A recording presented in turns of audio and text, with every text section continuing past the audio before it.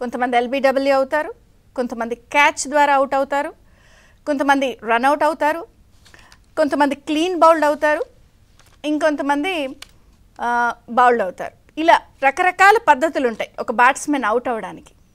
కానీ hit wicket అనేది ఒకటి ఉంటుంది. ఆ హిట్ వికెట్ ఎలా ఉంటుందంటే బ్యాట్స్మెన్కి భయం వేస్తుంది.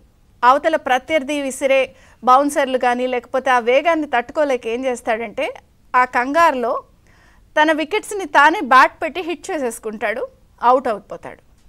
నిజంగా ఇప్పుడు ఆంధ్రప్రదేశ్లో మాజీ సీఎం పులివెందుల ఎమ్మెల్యే జగన్మోహన్ రెడ్డి గారి పరిస్థితి హిట్ వికెట్లా ఉంది. అటు టీడీపీ, జనసేన, బీజేపీ కూటమి స్పీడ్ తట్టుకోలేక ఏం చేయాలో పాలుపోక చేతిలో ఉన్న 11 సీట్లతో మొహం చెల్లక నామోషితో ఆయన ఒక రకంగా హిట్ వికెట్ మాదిరి అయిపోయారు. అసెంబ్లీలో మొన్న కూడా మనం చూసాం, దాదాపుగా ఒక బలవంతపు నవ్వుతో ఏం చేయాలో తెలియక వచ్చి దిగమింగుకుంటూ ఆ బాధతో గతంలో తాను చేసినవన్నీ చెప్పినవన్నీ గుర్తొచ్చో మొత్తానికైతే మమ అనిపించేశారు. ఆయన ఓత్ రోజు మనం చూసాం, ప్రమాణ స్వీకారం చేసిన రోజు ఎమ్మెల్యేగా.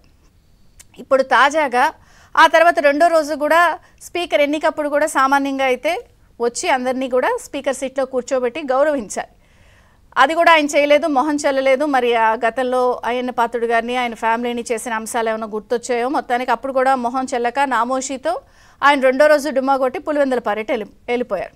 ఇప్పుడు మళ్ళీ ఆగస్ట్ నుంచి assembly session, budget session start అవుతుంది. మరి ఇప్పుడు ఏం చేయాలో తెలియక తాజాగా స్పీకర్కి ఆయన లేఖ రాశారు. లేఖ రాసి ఏం చెప్పారు, అందులో ప్రధానంగా కొన్ని అంశాలను ప్రస్తావించారు.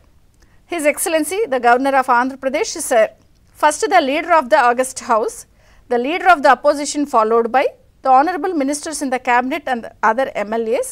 So practices which has been followed by the sequential process there was under అంటూ కొన్ని అంశాలని లేఖ ద్వారా ప్రస్తావించారు. ఏమని, ఆ లేఖలో మంత్రుల తర్వాత నన్ను ప్రమాణం చేయించారు, ఇది పద్ధతికి విరుద్ధం. ప్రతిపక్ష హోదా ఇవ్వకుండా ముందుగానే నిర్ణయించాలని అనుకుంటున్నారు, ఇది కరెక్ట్ కాదు. నాకు ప్రతిపక్ష హోదా ఇవ్వండి. అలాగే విపక్షంలో ఎవరికి ఎక్కువ సీట్స్ ఉంటే వాళ్ళకే ప్రతిపక్షం ఇవ్వాలని చట్టంలో ఉంది. ప్రతిపక్ష హోదా ఇవ్వాలన్న దానికి 10% సీట్స్ ఉండాలని ఎక్కడ రూల్ లేదు. పార్లమెంట్ లేదా ఉమ్మడి ఆంధ్రప్రదేశ్లో ఈ నిబంధన పాటించలేదు.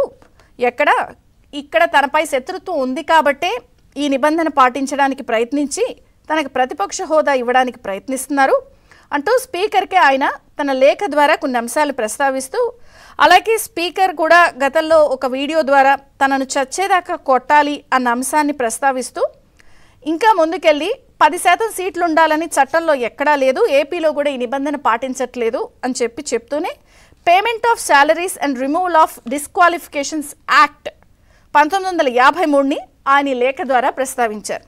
అసలు ఈ యాక్ట్ ఆయన కనుక్కున్నట్టుగా కూడా లేఖలో రాసినట్టు అర్థం ఉంది. Recognition of facilities to legislature parties and group section 56 of సిలో ఏముందంటే, shall have at least a strength equal to the quorum fixed to constitute a sitting of the house. This is 1/10 of the total number of members of the house అని స్పష్టంగా ఉంది అని చెప్పి, అసలు మరి ఆయనకి ఎందుకు అది అర్థం కావట్లేదు ఎవరికి తెలియట్లేదు. సో ఒకటి ఇక్కడ ప్రధానంగా అందరూ మాట్లాడుకునేది ఏమిటంటే, ఆయనకి ఎట్లా అసెంబ్లీకి రాకుండా ఉండడానికి కారణాలు కావాలి, లేదా ఎట్లా ఎగ్గొట్టాలి, సభకు వెళ్ళడానికి ఒక రకంగా ముఖం చెల్లటం లేదు కాబట్టే ఇలాంటి అంశాలతో లెటర్ రాసి ఎలాగో దక్కదు కాబట్టి ఇవ్వలేదని చెప్పి చూపించి ఎగ్గొడటానికి కారణాలు వెతుక్కుంటున్నారా అన్నది ప్రధానంగా చర్చనీయాంశంగా మారింది. అలాగే కొన్ని అంశాలను కూడా ప్రస్తావిస్తున్నారు. 2019లో కాంగ్రెస్కి ఇక్కడ కొంతమంది సీనియర్ రాజకీయ విశ్లేషకులు కానీ లేకపోతే కొన్ని పరిస్థితులు తెలిసిన వాళ్ళు అసలు ఇప్పుడు ఈ పద్ధతి ఎక్కడా లేదు. మరి జగన్ గారు చెప్తున్న అంశము 2019లో కూడా మనకి కాంగ్రెస్ 54 ఉంటే 52 గెలిచారు. అప్పుడు కూడా వాళ్ళకి ఏమి ఇవ్వలేదు. కానీ ఇవన్నీ కూడా ఆయన మర్చిపోయి ప్రధానంగా తనకి ప్రతిపక్ష హోదా ఇవ్వమంటూ లేఖ రాసేశారు.